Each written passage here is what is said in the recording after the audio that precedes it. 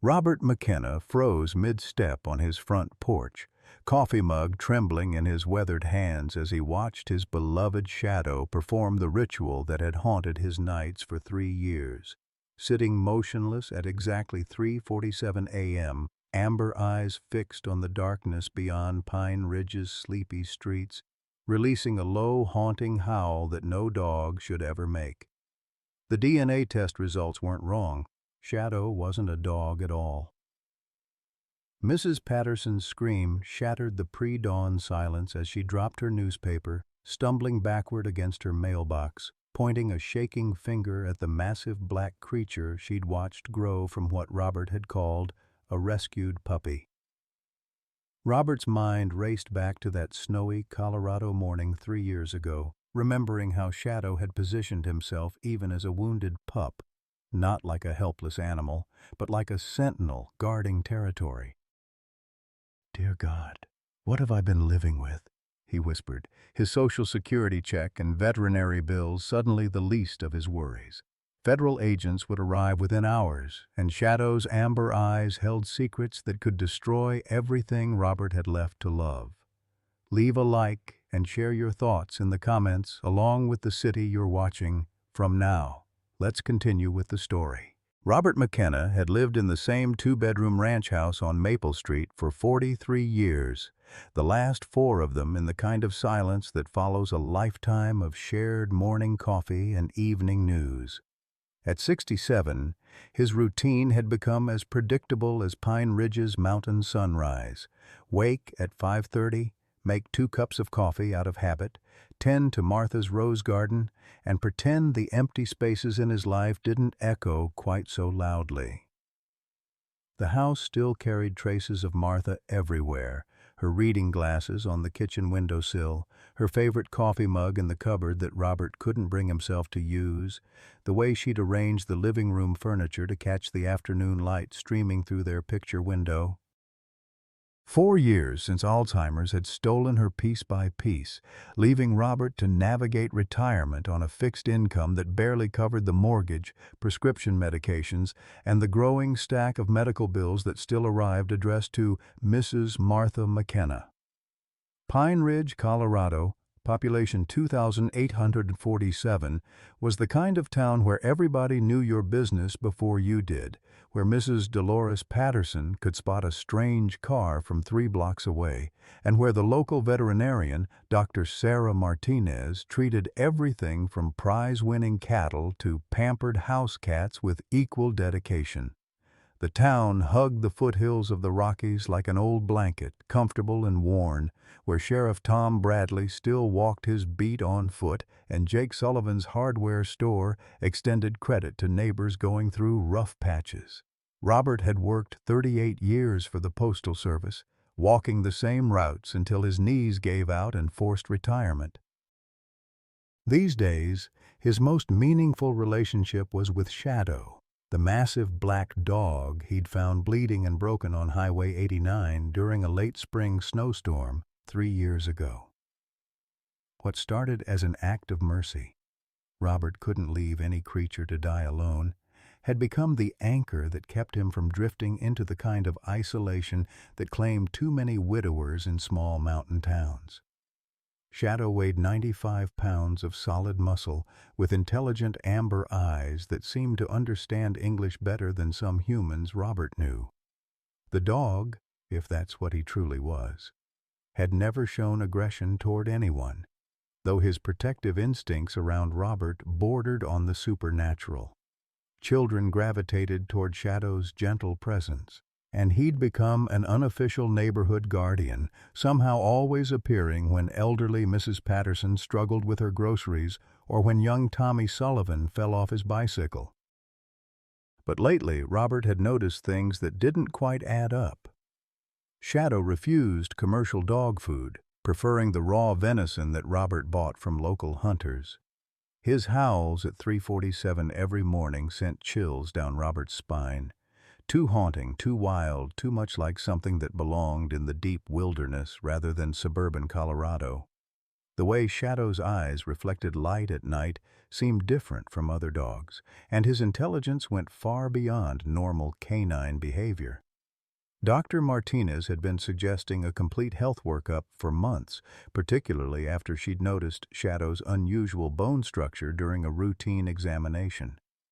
Robert had been putting it off, partly due to the cost, partly due to a growing unease about what such tests might reveal about the creature who'd become his closest companion. The morning that changed everything started like any other Tuesday in Pine Ridge. Robert was refilling his coffee when he noticed Shadow favoring his left hind leg, a slight limp that hadn't been there the day before. The big dog had been playing with the Henderson children in their backyard the previous afternoon, and Robert suspected he'd taken a tumble while chasing their soccer ball with his usual enthusiasm.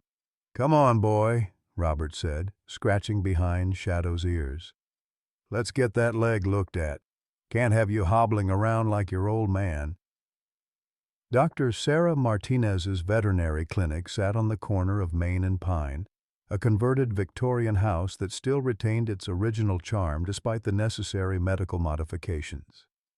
Sarah had taken over the practice from old Doc Harrison 5 years ago, bringing modern equipment and a gentle touch that made her popular with both animals and their owners.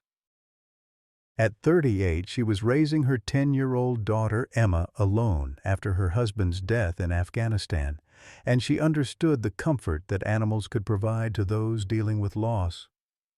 "Well, look who's here," Sarah smiled as Robert led Shadow through the front door.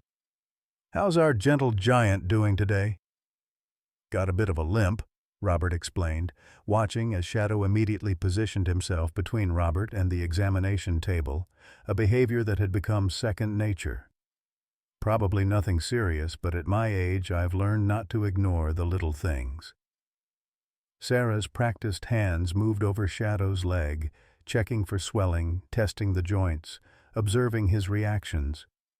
What she found made her pause, her fingers tracing the unusual muscle density in Shadow's hindquarters, the bone structure that seemed subtly different from any dog she'd examined in 15 years of veterinary practice. "Robert, has Shadow ever been X-rayed?" she asked, her professional curiosity piqued. "His bone structure is interesting, very robust for a domestic dog." "Never needed one," Robert replied, though something in Sarah's tone made him uneasy. "Why? Is something wrong?" "Probably nothing," Sarah said carefully, continuing her examination. "But his muscle mass is extraordinary, and these proportions—" She gestured to Shadow's broad chest, his powerful shoulders. "What did you say his breed was again?" "Found him as a pup, remember? Always figured he was some kind of German Shepherd mix, maybe with something larger." Robert's voice carried a defensive edge he didn't quite understand. "Does it matter what breed he is as long as he's healthy?" Sarah drew blood for routine testing, her movements professional but thoughtful. Shadow submitted to the procedure with unusual calm, as if he understood the necessity, his amber eyes tracking her every movement with an intelligence that made her increasingly uncomfortable. "I'd like to run a complete panel," she said, labeling the vials, "including genetic testing. The results will help us understand his specific nutritional and health needs as he ages." 3 days later, Sarah called Robert with a voice that carried the weight of an impossible discovery. "Robert, could you come in? We need to discuss Shadow's test results." The careful neutrality in her tone sent ice through Robert's veins. The drive to the clinic felt endless. Shadow sat in the passenger seat, his usual alert calm replaced by an anxiety that mirrored Robert's own. Animals always knew when something was wrong, Robert thought, and Shadow's intelligence had always seemed to border on the supernatural. "Doctor." Martinez's office felt smaller than usual when Robert settled into the chair across from her desk, Shadow positioning himself protectively at Robert's feet. Sarah's computer screen displayed charts and genetic markers that meant nothing to Robert, but the expression on her face meant everything. "The blood work came back unusual," she began slowly. So I ran the genetic test twice to be certain. She turned the screen toward Robert, pointing to a section highlighted in red. Robert, according to these results, Shadow isn't a domestic dog at all. He's 100% Canis lupus. What does that mean? Robert asked, though his heart was already sinking.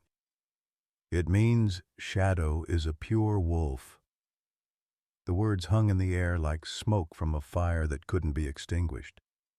Robert stared at the screen, the scientific terminology blurring as his world tilted on its axis. 3 years of gentle mornings, protective companionship, and unconditional love suddenly cast in an entirely different light. That's impossible, Robert whispered. I raised him from a puppy. He's never shown any aggression, never hurt anyone. He plays with children, for God's sake. Sarah's face reflected the same disbelief Robert felt. I know how this sounds. I've watched Shadow for 3 years, seen how gentle he is, how protective. But Robert, there's no mistake. These tests don't lie. What does this mean?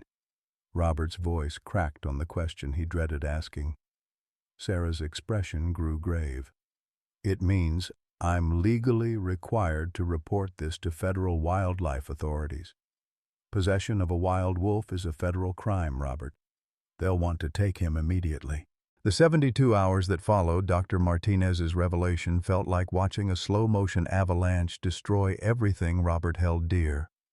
Word traveled through Pine Ridge with the speed that only small-town gossip could achieve, transforming from concerned whispers at the post office to heated debates at Sullivan's hardware store by Thursday afternoon.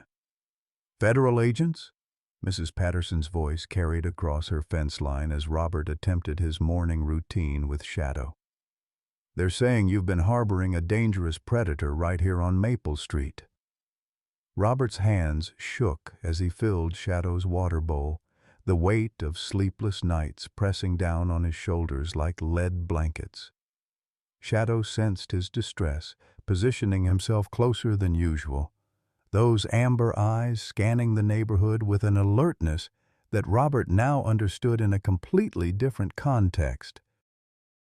The first news van arrived Thursday evening, followed by a reporter with perfectly styled hair and a cameraman who filmed Robert's modest ranch house from every conceivable angle. By Friday morning, the story had reached the Denver stations. Suburban wolf threatens Colorado community. Dr. Martinez called Friday afternoon, her voice strained with professional obligation and personal anguish. Robert, I've filed the required federal report. U.S. Fish and Wildlife Service has assigned Agent James Crawford to the case. He'll be arriving tomorrow morning. How long do I have? Robert asked, watching Shadow play gently with the Henderson children through his kitchen window, the sight now bittersweet with impending doom. He's given you 48 hours for voluntary surrender. After that, Sarah's voice trailed off, unable to voice what they both knew. The town hall meeting Friday night drew over 200 residents, the largest gathering in Pine Ridge's recent memory. Jake Sullivan called for order as voices rose in heated debate, the community splitting along lines that hadn't existed a week earlier. I've seen Shadow with my grandchildren, declared elderly Frank Morrison, his walker tapping against the wooden floor for emphasis. That animal has shown nothing but gentleness for 3 years. Are we going to let federal bureaucrats destroy a family because of paperwork? Counter-arguments came swift and emotional. What happens when his wild instincts kick in? Demanded Beth Collins, clutching her purse with white knuckles. What happens when he decides one of our children looks like prey? Sheriff Tom Bradley stood at the microphone, his 30 years of law enforcement weighing heavy in his voice. I've known Robert McKenna since I was a rookie deputy. If he says Shadow is safe, that carries weight with me. But we're talking about federal law here, not county ordinances. Robert sat in the back row, Shadow at his feet, watching his neighbors debate his family's fate. The surreal nature of the situation struck him repeatedly, discussing the life of a creature who had never shown anything but love and protection, as if 3 years of gentle behavior meant nothing against genetic classification. Dr. Martinez presented her findings with clinical precision, her documentation of Shadow's behavior patterns, health records, and community interactions painting a picture of an animal who had integrated seamlessly into human society. In 15 years of veterinary practice, I've never seen more consistent, gentle behavior from any animal, domestic or otherwise. The economic arguments emerged as the meeting stretched past 10 o'clock. Pine Ridge's modest tourism industry relied heavily on its reputation as a peaceful mountain community.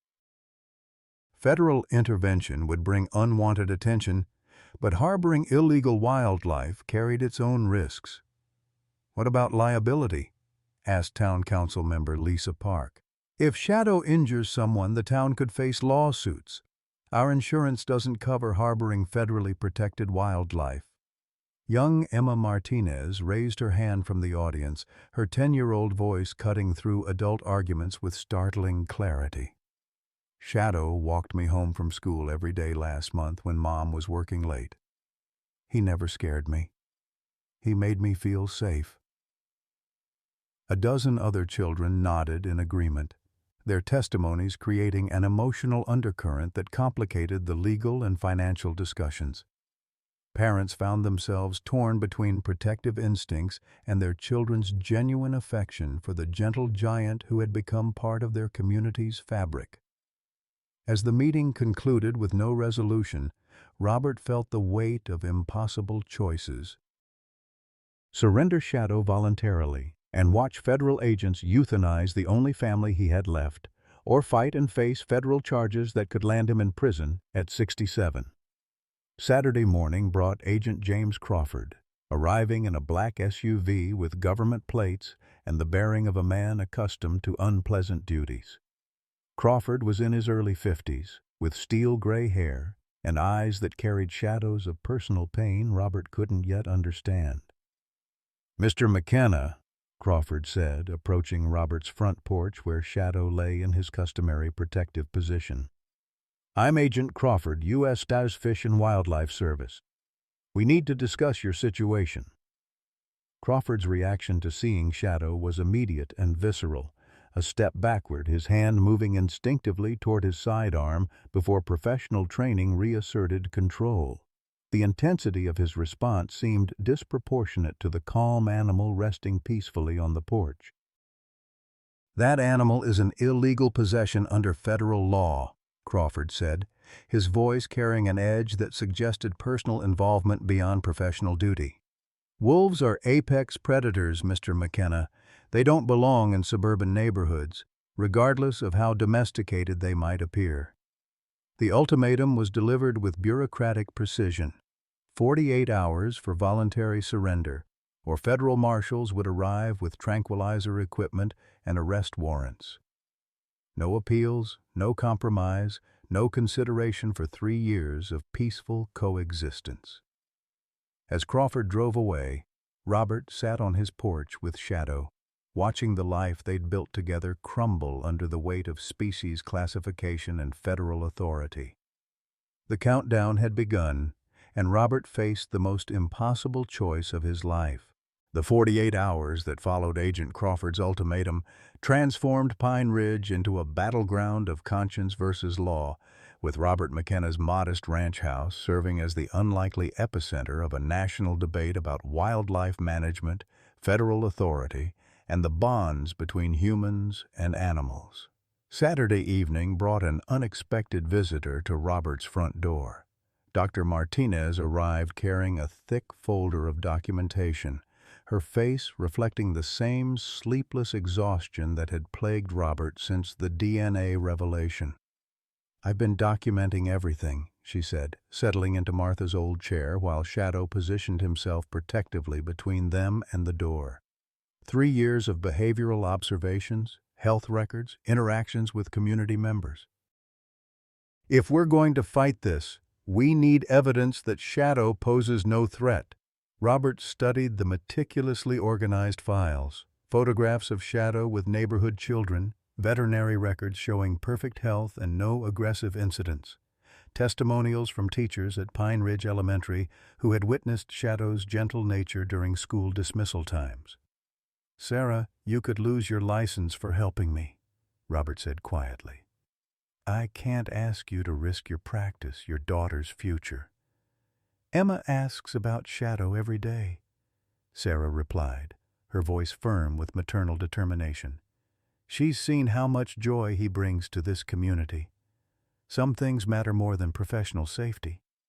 The weekend brought an influx of supporters that surprised everyone, including Robert himself.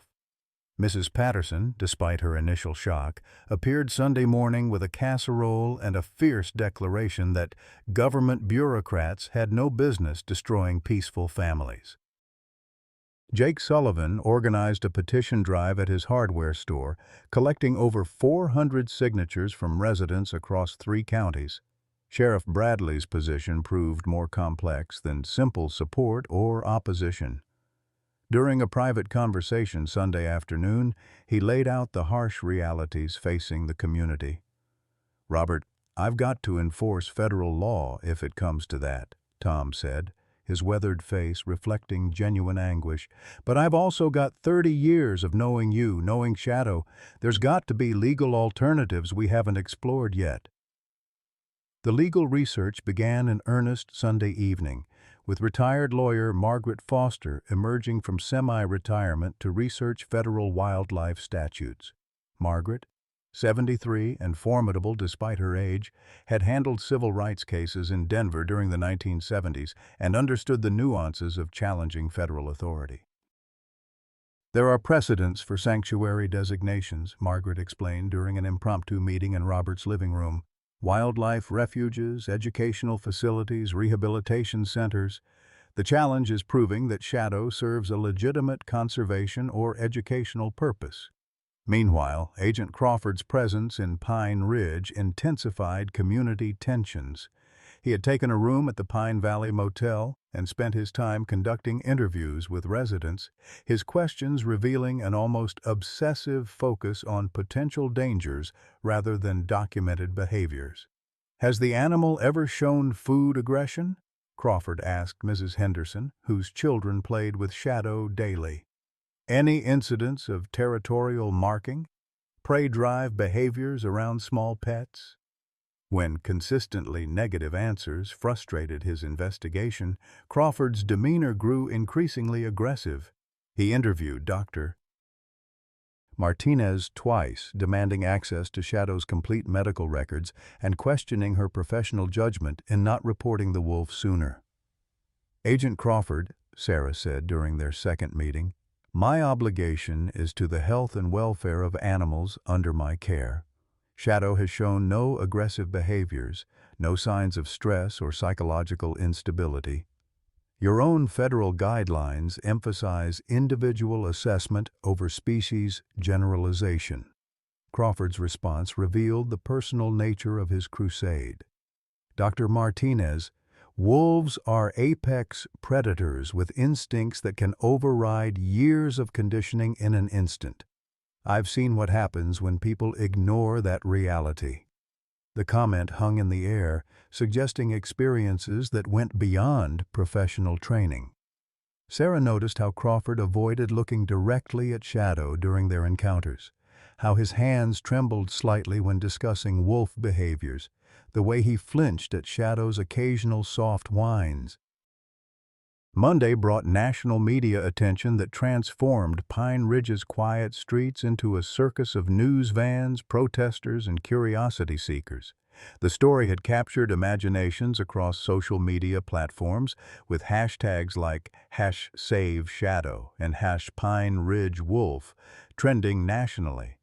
Cable news programs featured expert panels debating wildlife conservation policies, with talking heads arguing about federal overreach versus public safety.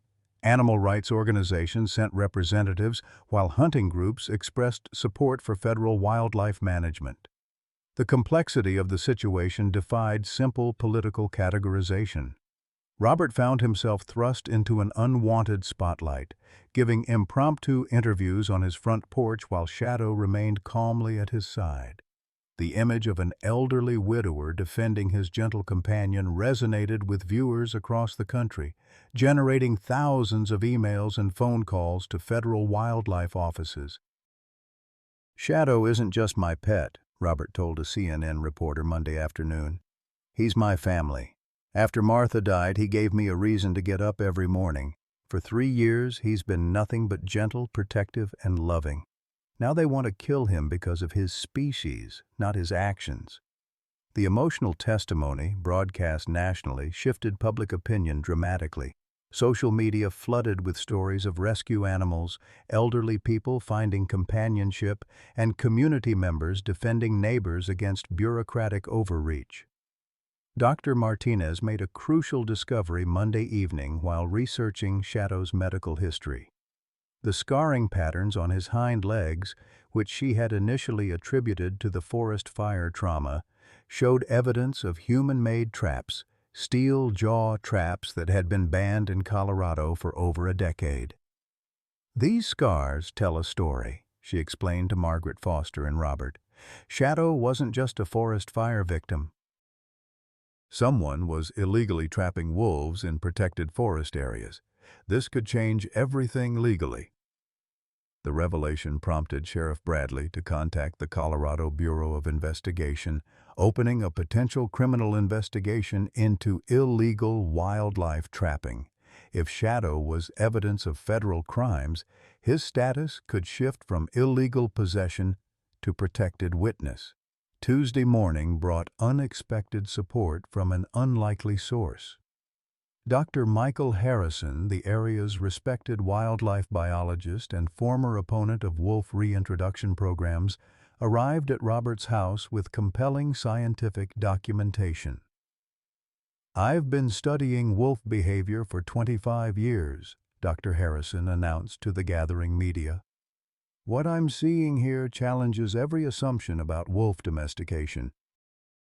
Shadow's integration into human society represents a unique case study that could revolutionize our understanding of human-wildlife coexistence." His professional endorsement carried significant weight with federal authorities, providing scientific credibility to the emotional arguments surrounding Shadow's case. Dr. Harrison requested permission to conduct behavioral studies, potentially establishing an educational justification for Shadow's continued residence in Pine Ridge. The children's involvement reached a crescendo Tuesday afternoon when over 30 students from Pine Ridge Elementary organized their own peaceful demonstration. Led by 10-year-old Emma Martinez and 8-year-old Tommy Sullivan, the children created handmade signs reading "Shadow protects us" and "Wolves can love too." "Shadow helped me when I got lost in the woods last summer," declared Emma Bradley, Sheriff Bradley's niece. "He stayed with me until Daddy found us. He didn't hurt me. He kept me safe and warm." The children's testimonies, captured by national media, created powerful emotional imagery that complicated Crawford's narrative of public danger. Parents who had initially supported federal intervention found themselves reconsidering when faced with their own children's passionate defense of Shadow. Agent Crawford's frustration became increasingly apparent as community support solidified rather than fragmenting under federal pressure. His interviews grew more aggressive, his questions more pointed, his demeanor suggesting personal stakes beyond professional duty.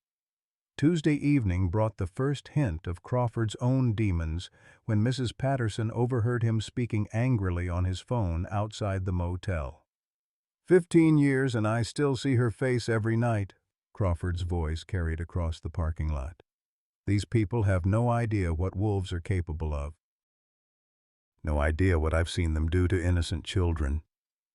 The overheard conversation revealed personal trauma driving Crawford's professional obsession, adding psychological complexity to what had seemed like straightforward federal enforcement. His vendetta against wolves clearly stemmed from experiences that went far beyond policy implementation. As Tuesday night fell over Pine Ridge, Robert sat on his porch with Shadow, watching news vans prepare for another day of coverage. The 48-hour deadline was approaching, and despite growing support, federal law remained uncompromising. Tomorrow would bring a resolution that would define not just Shadow's fate, but the community's identity and Robert's reason for living. The countdown continued, with legal challenges pending, media attention intensifying, and a community united in defense of an impossible love story between a lonely widower and the wolf who had become his family. Wednesday morning arrived with the weight of finality hanging over Pine Ridge like storm clouds gathering above the Rocky Mountains. Agent Crawford's 48-hour deadline would expire at noon, and despite the legal maneuvering, media attention, and community support, federal law remained inflexible. Robert McKenna woke before dawn, as he had every morning for 3 years, to find Shadow performing his mysterious 3:47 a.m. vigil with an intensity that seemed to acknowledge the approaching crisis. The transformation of Robert's quiet neighborhood into a media circus reached its peak as news crews positioned themselves for what many expected to be Shadow's final hours of freedom. Satellite trucks lined Maple Street, their generators humming like mechanical locusts, while reporters prepared to document either a heartbreaking surrender or a dramatic federal seizure. Dr. Martinez arrived at Robert's house carrying a veterinary transport crate and sedatives, her face reflecting the impossible position she'd been placed in as both Shadow's advocate and the professional who had triggered the crisis. "If you decide to surrender voluntarily, I can ensure Shadow isn't stressed during transport," she said quietly, though both of them understood that transport was a euphemism for euthanization. Margaret Foster's overnight legal research had yielded one potential avenue for appeal, a rarely used provision for temporary educational sanctuary status that could buy them 30 days to establish a permanent solution. But the application required approval from the same federal agency demanding Shadow's immediate surrender, making it a legal long shot at best. "We've filed the emergency petition," Margaret explained to the gathering crowd of supporters, "but Agent Crawford has recommended against approval, citing public safety concerns. The regional director will make the final decision sometime this morning." The community response had grown beyond anything Robert could have imagined. Over 200 residents gathered in his front yard, many carrying signs reading, "Save Shadow" and "Family is Family." Local businesses had closed for the morning, with owners joining the vigil that had spontaneously formed around Robert's modest ranch house.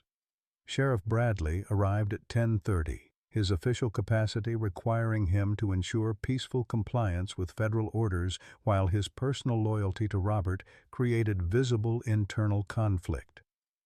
"Robert, I've got to ask one more time. Are you planning to comply with the surrender order?" Robert's answer came slowly, each word weighted with 3 years of love and loss.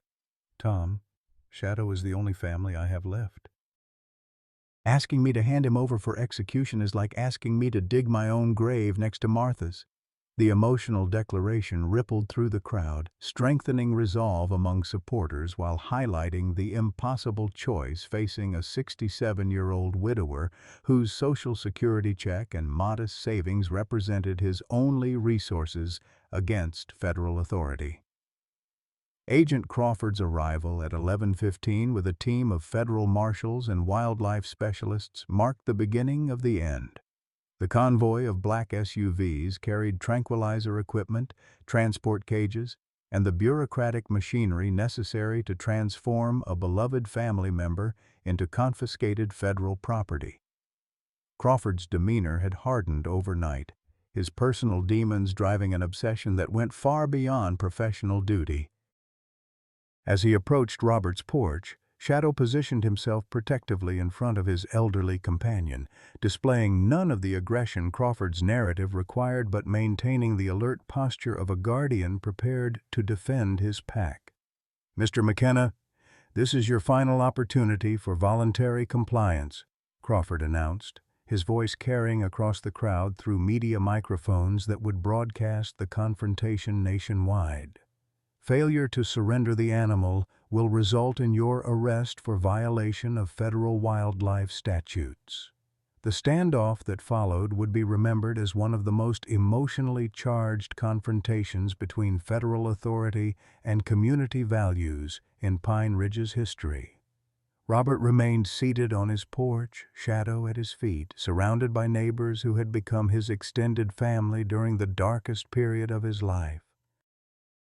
"Agent Crawford," Robert's voice carried the dignity of a man who had spent 43 years building a life in this community. "Shadow has never hurt anyone. He's protected children, comforted the elderly, and brought joy to families. You're asking me to surrender an innocent creature to certain death based on species classification, not individual behavior." The crowd's murmur of agreement created a backdrop of community solidarity that complicated Crawford's mission. This was no longer a simple enforcement action, but a public confrontation between competing values: bureaucratic authority versus community autonomy, legal classification versus individual assessment, federal power versus local relationships. Crawford's response revealed the personal trauma driving his professional obsession. "Mr. McKenna, 15 years ago, I watched a pack of wolves attack my 8-year-old daughter during a family camping trip in Yellowstone. Emma survived, but she'll never be the same." Wolves are apex predators, and no amount of conditioning can eliminate their predatory instincts. The revelation of Crawford's personal stake in Shadow's fate added psychological complexity to what had seemed like straightforward law enforcement. His crusade against wolves stemmed from paternal trauma that had clearly never healed, creating a vendetta disguised as public safety. Dr. Martinez stepped forward with Shadow's complete behavioral documentation, offering scientific evidence to counter Crawford's emotional arguments. "Agent Crawford, I understand your personal experience, but Shadow's case represents 3 years of documented peaceful behavior. Federal guidelines require individual assessment, not species generalization." The confrontation reached its climax when 11:45 brought an unexpected intervention that would reshape everything. A convoy of vehicles arrived carrying Dr. Michael Harrison, representatives from the Colorado Wildlife Commission, and federal officials from the Denver Regional Office. Dr. Harrison's announcement stunned everyone present, including Agent Crawford. Based on preliminary investigation, Shadow appears to be evidence in a federal criminal case involving illegal wildlife trapping operations in protected forest areas. Until that investigation concludes, he cannot be classified as illegally possessed wildlife, but rather as material evidence requiring protection. The legal technicality created a temporary reprieve that no one had anticipated. If Shadow was evidence of federal crimes rather than illegally possessed wildlife, his status shifted dramatically, potentially allowing him to remain in Robert's care during the investigation. Crawford's objection was immediate and visceral. "This is procedural manipulation designed to circumvent federal wildlife statutes. The animal remains a public safety threat regardless of his evidentiary status." But Dr. Harrison's authority as the state's senior wildlife biologist carried weight that Crawford's personal vendetta could not overcome. "Agent Crawford, federal protocol requires preservation of evidence in criminal investigations.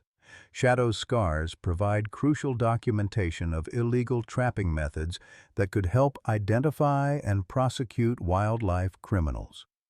As noon approached, the legal complexity of Shadow's situation had created an unexpected stalemate. The federal criminal investigation provided temporary protection, but Crawford's determination suggested this reprieve would be brief and hard-fought. Robert remained on his porch, Shadow calm beside him, watching federal agencies argue over the fate of the gentle creature who had brought purpose back to his life. The community stood united behind them, creating a human barrier between bureaucratic authority and the bonds of love that transcended species classification. The crisis had reached its peak, but resolution remained uncertain as competing federal interests clashed over a wolf who had become the symbol of something larger than legal statutes, the right to choose family based on love rather than biology. The temporary reprieve granted by the criminal investigation lasted exactly 72 hours before Agent Crawford found a way to circumvent the legal protection. On Saturday morning, he arrived at Robert's house with new federal paperwork that reclassified Shadow as an imminent public safety threat, based on what Crawford claimed were credible reports of aggressive behavior. The fabricated reports came from anonymous sources in neighboring counties, describing incidents that bore no resemblance to Shadow's actual behavior, but provided Crawford with the legal justification he needed to override the criminal investigation's protective status. The documents painted a picture of a dangerous predator exhibiting increasing aggression, stalking behavior, and territorial marking that posed escalating risks to the Pine Ridge community. Dr. Martinez's immediate challenge to the reports fell on deaf ears. "These incidents are impossible," she protested during an emergency meeting with federal officials. "I have Shadow's complete medical and behavioral records. He's never shown aggression toward any human or animal. These reports are fabricated." Crawford's response revealed the depths of his personal obsession. "Dr. Martinez, your emotional attachment to this animal has compromised your professional judgment. Wolves are expert at concealing predatory behavior until the moment they strike. I won't wait for a child to be mauled before taking appropriate action."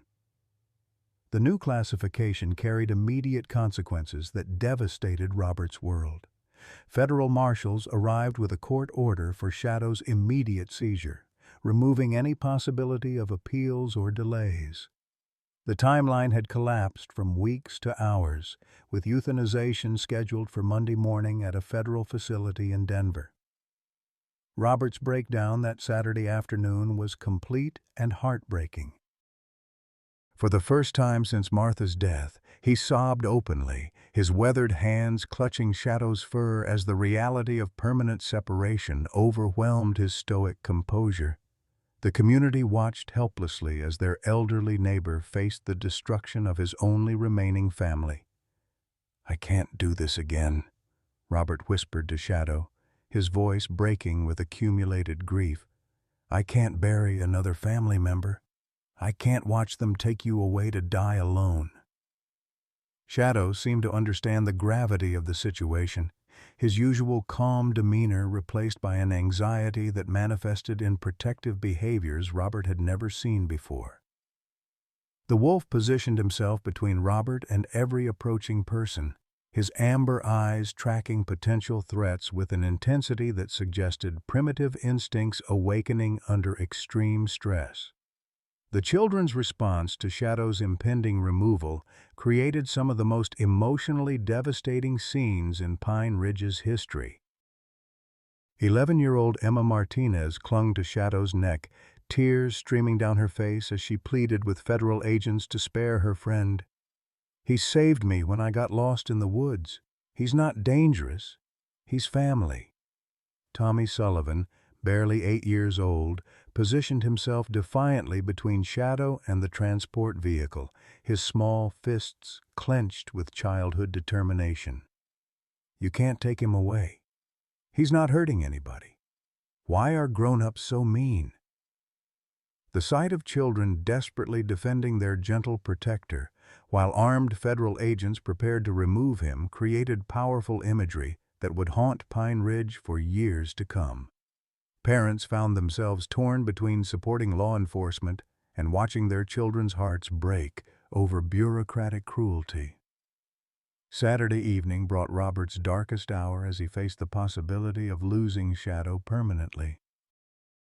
His financial resources were exhausted from legal fees, his appeals had been denied, and federal authority had proven immune to community pressure or emotional arguments.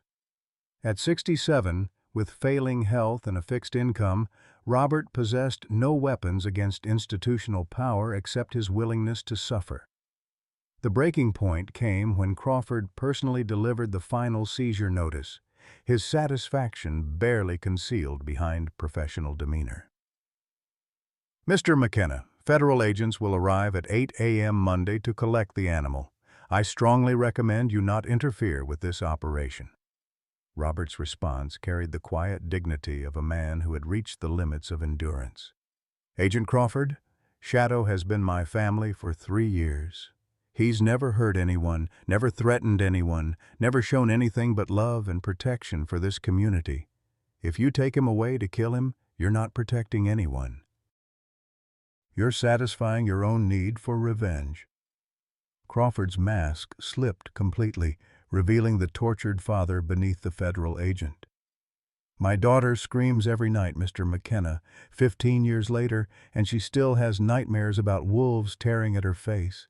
This animal represents a threat that you're too blind to see.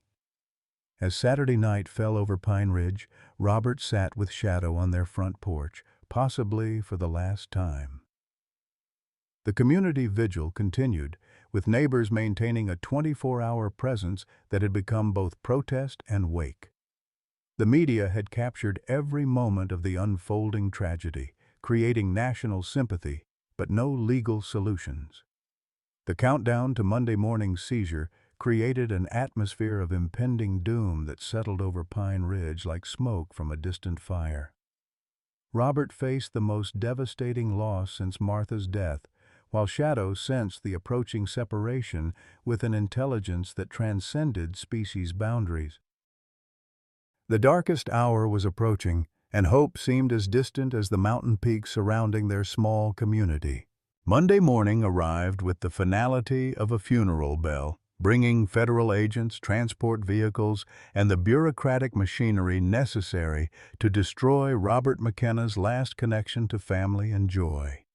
At precisely 8 a.m., Agent Crawford's convoy rolled down Maple Street, while over 300 residents gathered in a silent vigil that had transformed from protest into communal mourning. Robert sat on his front porch with Shadow, both of them understanding that these were their final moments together. The wolf's usual calm had given way to protective alertness, his amber eyes tracking the approaching vehicles while his massive body remained pressed against Robert's legs in a gesture of mutual comfort. The seizure operation unfolded with clinical efficiency that ignored the emotional devastation surrounding it. Federal marshals established a perimeter, while wildlife specialists prepared tranquilizer equipment and transport cages designed for dangerous animals. Crawford's satisfaction was barely concealed as he approached Robert's porch with final paperwork. Mr. McKenna, this is a federal seizure order for the immediate removal of an illegally possessed, dangerous animal, Crawford announced, his voice carrying across the crowd through media microphones.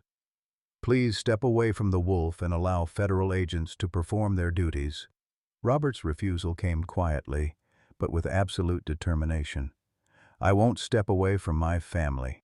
If you want Shadow, you'll have to go through me. The standoff that followed created some of the most emotionally charged footage in recent federal law enforcement history.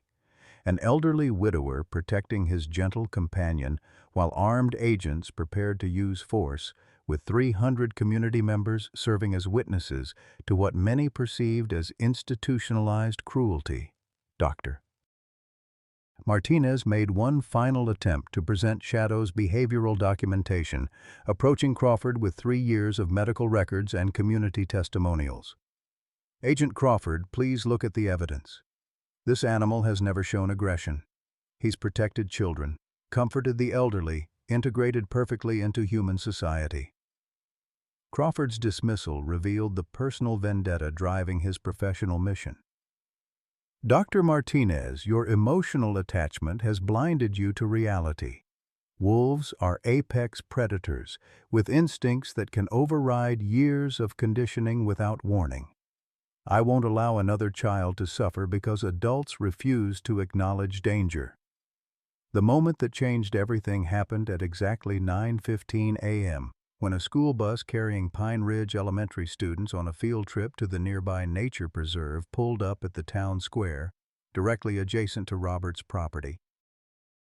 The timing was coincidental but catastrophic, placing 30 children aged 6 to 10 within sight of the federal operation. Shadow's reaction to the children's arrival was immediate and telling. Rather than displaying the aggressive territorial behavior Crawford's reports had fabricated, the wolf moved protectively toward the young voices, positioning himself between the federal agents and the school group with the instinctive guardianship that had defined his 3 years in Pine Ridge. What happened next would be replayed on national television for weeks, becoming iconic footage that challenged every assumption about wolf behavior and federal wildlife management. A maintenance worker's careless placement of playground equipment had created an unstable situation near the bus with a heavy metal swing set teetering dangerously close to where children were disembarking. The swing set's collapse happened in slow motion, 1,000 pounds of metal framework toppling toward 8-year-old Emma Bradley and 6-year-old Timothy Collins, who were standing directly beneath its falling trajectory. The federal agents were too far away, the teachers distracted by the media circus, and the children frozen with terror as death approached from above. Shadow's response defied every stereotype about wolf behavior that Crawford had used to justify his seizure. The wolf launched himself forward with impossible speed, using his 95 pounds of muscle to physically intercept the falling equipment, absorbing the crushing impact that would have killed both children instantly. The metallic crash echoed across Maple Street as Shadow disappeared beneath the twisted framework, his protective instincts overriding any concern for personal safety.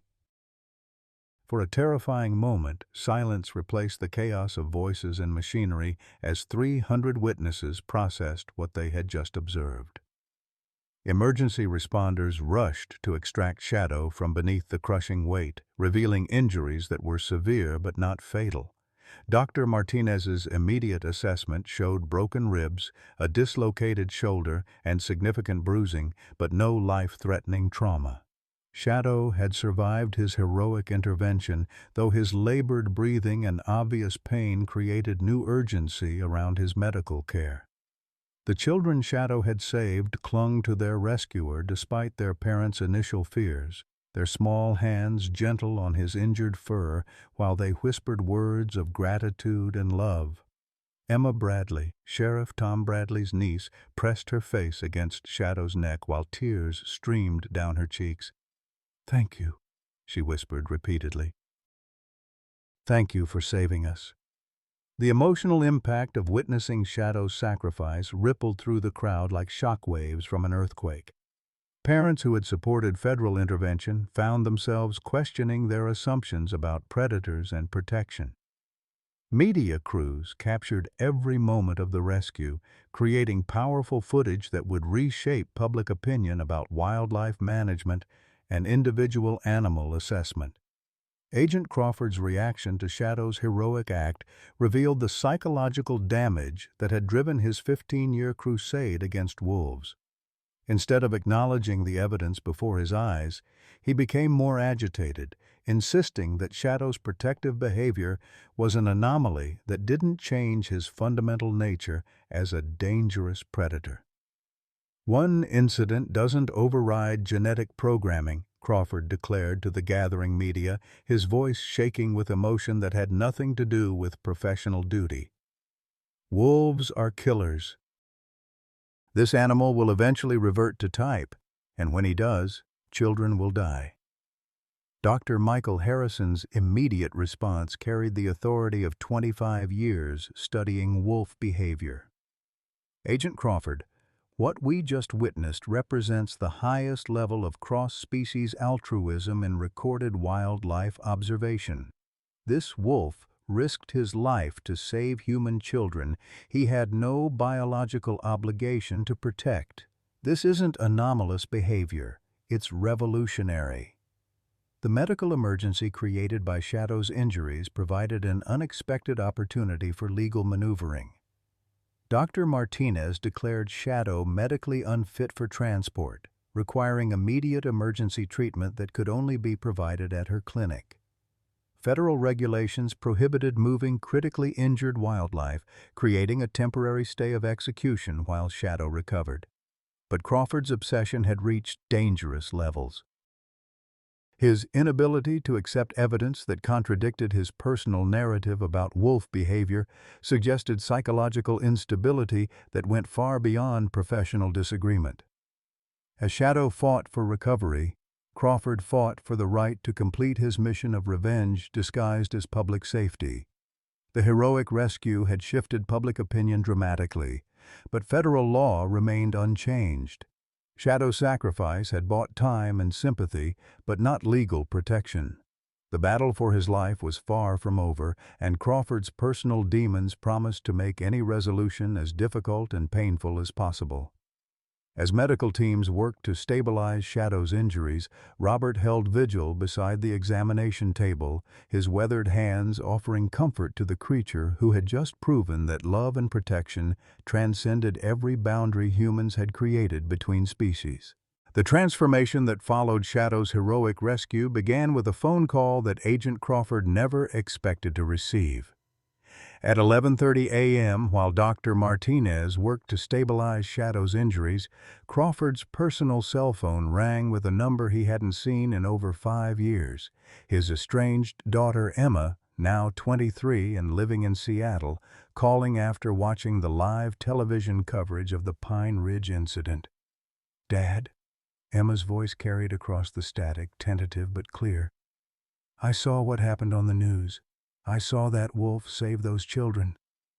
The pause stretched long enough for Crawford to remember every nightmare, every sleepless night, every moment of guilt that had driven his 15-year crusade. "Dad, we need to talk." Crawford's breakdown was as complete as it was unexpected. Standing in the parking lot of Dr. Martinez's clinic, surrounded by media crews and federal agents, a man who had built his career on unwavering authority crumbled under the weight of a daughter's forgiveness he had never thought possible. "Emma, I thought I was protecting children," Crawford whispered into the phone, his professional facade dissolving entirely. "After what happened to you, I couldn't bear the thought of another family going through what we went through." Emma's response carried the wisdom of someone who had spent years in therapy learning to separate trauma from hatred. "Dad, what happened to me was terrible, but it wasn't that wolf's fault. You've been punishing innocent animals for 15 years because you couldn't forgive yourself for taking me camping that day." The psychological revelation that unfolded during their 20-minute conversation provided the missing pieces to Crawford's obsessive behavior. His daughter's attack had destroyed their family not because of her physical injuries, which had healed, but because of Crawford's inability to process his guilt and fear. He had devoted his career to eliminating threats that existed more in his traumatized mind than in reality. "That wolf in Pine Ridge isn't the pack that hurt me," Emma continued, her voice growing stronger. "He's a completely different animal who just risked his life to save children. Dad, you've become the thing you were trying to protect us from, someone who hurts innocent creatures." Crawford's surrender came not through legal pressure or public outcry, but through the recognition that his daughter's forgiveness required him to stop inflicting his pain on others. For the first time in 15 years, he saw Shadow not as a symbol of his failure to protect Emma, but as an individual animal whose actions contradicted everything his trauma had taught him to believe about wolves. Dr. Martinez's medical assessment brought cautiously optimistic news. Shadow's injuries were severe but manageable: 3 broken ribs, a dislocated shoulder, and significant soft tissue damage that would require weeks of recovery. More importantly, his protective instincts had remained intact despite physical trauma, as evidenced by his gentle response to the children who continued visiting him during his recovery. The legal resolution came through an unprecedented collaboration between federal agencies, state wildlife officials, and community leaders. Dr. Michael Harrison's proposal for Pine Ridge as a federal wildlife sanctuary received emergency approval, creating a legal framework that allowed Shadow to remain with Robert while serving educational and research purposes. The sanctuary designation transformed Pine Ridge from a small mountain town into a model for human-wildlife coexistence. Shadow's story had captured national attention, generating tourism revenue and educational opportunities that benefited the entire community. More importantly, it provided a legal precedent for individual animal assessment rather than species-based classification. Robert's transformation was perhaps the most remarkable of all. The lonely widower who had spent 4 years grieving in isolation became the sanctuary's director, sharing Shadow's story with thousands of visitors who came to witness the bond between man and wolf. His modest ranch house was expanded to include educational facilities, and his Social Security income was supplemented by federal sanctuary funding.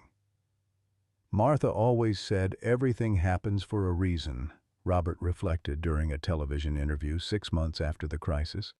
I thought Shadow needed me to survive, but the truth is I needed him more. He taught me that family isn't about blood or species. It's about love, protection, and choosing to care for each other. Shadow's recovery progressed steadily under Dr. Martinez's careful treatment, though his heroic sacrifice had left permanent reminders in the form of a slight limp and occasional stiffness during cold weather.